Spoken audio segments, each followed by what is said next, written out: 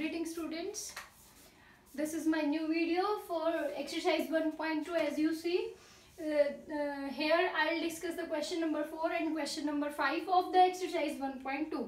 So let's read first what is the question number 4 all about. क्या है question number 4 आपका, ये read कर लेते हैं एक बार.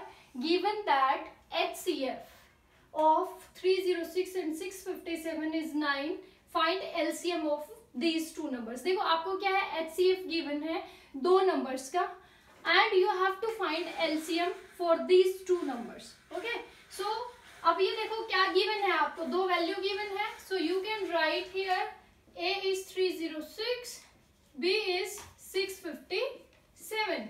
A and B are these two numbers are given to you. ये दो number आपको दे रखे हैं. HCF given है आपको, HCF क्या given है, HCF 9 एंड क्या आपने फाइंड आउट करना है, LCM. तो देखो हम पहले भी पढ़ चुके हैं, हमारे पास एक रिलेशनशिप होती है A into B is equals to HCF into LCM. ये हम प्रीवियस क्वेश्चन में भी पढ़ चुके हैं.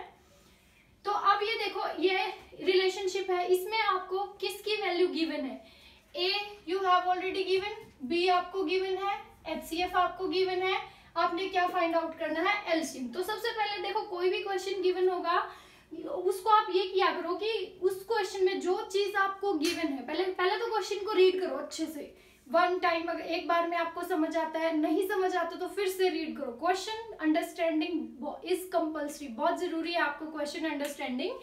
क्वेश्चन को रीड करने के बाद अगर आप उसमें से कंक्लूजन निकाल पा रहे हो कि क्या आपको गिवन है, क्या फाइंड आउट करना है, that means you are able to understanding the question. आपको क्वेश्चन समझ आ रहा है.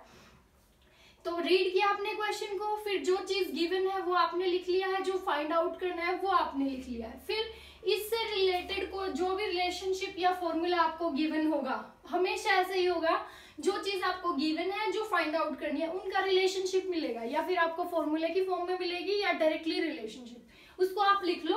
उसके बाद इसमें जो वैल्यू गिवन है वो सब्स्टिट्यूट कर दो, जो आपने फाइंड आउट करने हैं. सिंपल मैथमेटिकल ऑपरेशन से आप क्या कर सकते हो, सॉल्व कर सकते हो. तो देखो इस क्वेश्चन में भी आपको A is 306, B is 657 is equals to 9 into what is LCM, you have to find out. 9 यहाँ पे मल्टीप्लीकेशन है, लेफ्ट हैंड साइड आके क्या हो जाएगा, division. Divided by 9 is equals to LCM. अब आप सिंपली सॉल्व कर सकते हो, 9 से कट कर दो.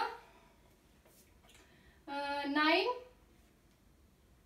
3 जा 27, 9 4 जा 36 और LCM आपका क्या हो जाएगा, 657 into 34. This will be your LCM. अगर आप चाहो तो इसे मल्टीप्लाई भी कर सकते हो. देखो कुछ बच्चे जो है यहाँ तक भी आंसर छोड़ देंगे तो भी आपका ये है कि question will be correct, but जो टीचर है वो हाफ मार्क्स डिडक्ट कर सकता है. तो आप इसको क्या कर सकते हो, इसके बाद यहाँ पे क्या कर लोगे, multiply and you will get the final answer.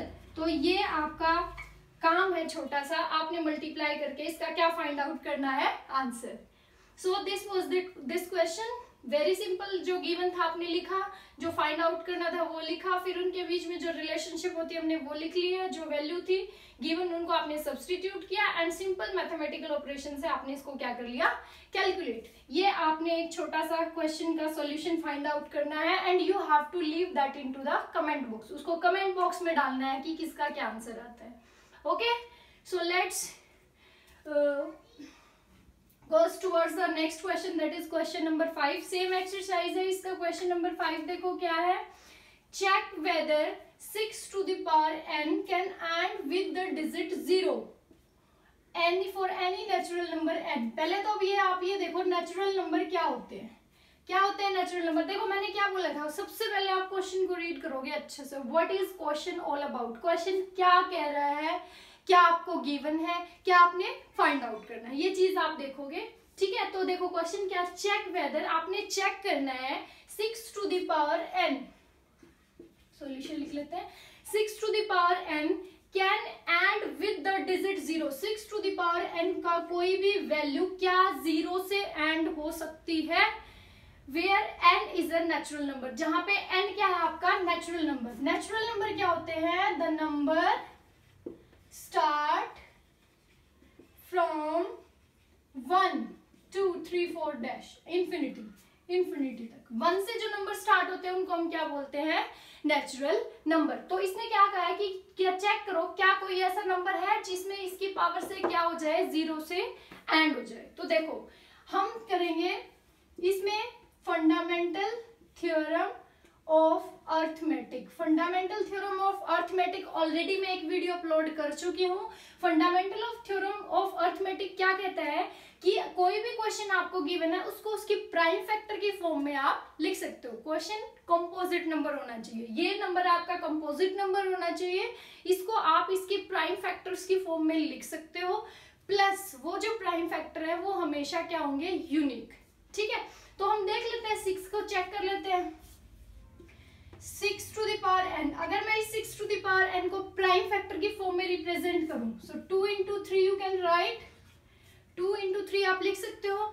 अब देखो 2 और 3 क्या, अब 2 और 3 आ गया आपके पास, लेकिन क्वेश्चन में ये पूछा है क्या इसकी कोई पावर 0 से एंड हो सकती है, नहीं हो सकती। क्यों, क्योंकि अगर ये 0 से एंड होगा, ये चीज देखो, अगर कोई भी डिजिट 0 से एंड होगी तो वो किस किस की डिविजिबल होगी, 2 and 5 बोथ, दोनों की होनी चाहिए, 2 से भी डिविजिबल होनी चाहिए, 5 से भी डिविजिबल होनी चाहिए।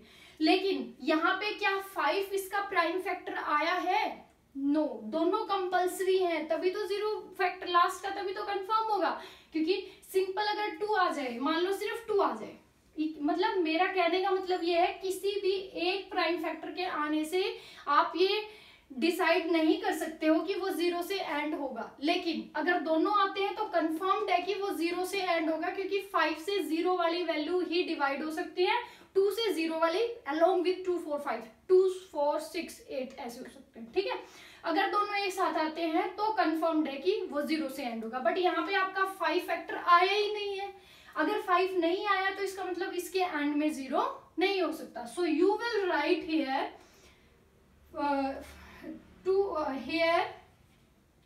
2 and 3 are only prime factor, therefore it cannot be and with 0, ये 0 से एंड नहीं हो सकता है। ठीक है, क्यों, क्योंकि अगर 0 से एंड होता तो 5 भी इसका क्या होता है, प्राइम फैक्टर, जो कि एक्चुअली में नहीं है।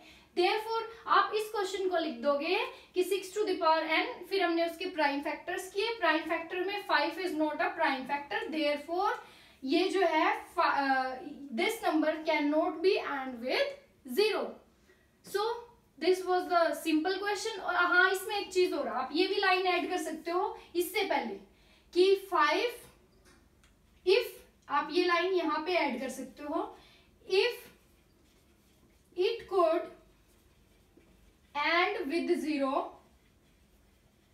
Then 5 must be prime factor of 6 to the power n होना चाहिए। अगर इसको आपने 0 से एंड करना है, मींस इसके एंड में 0 आएगा तो 5 उसका क्या होना चाहिए, प्राइम फैक्टर। बट एक्चुअली में ऐसा नहीं है, that is why, but actually में क्या है, 2 और 3 ही प्राइम फैक्टर है हमारे पास, इसीलिए 6 टू द पावर n कभी भी 0 से एंड नहीं हो सकता है।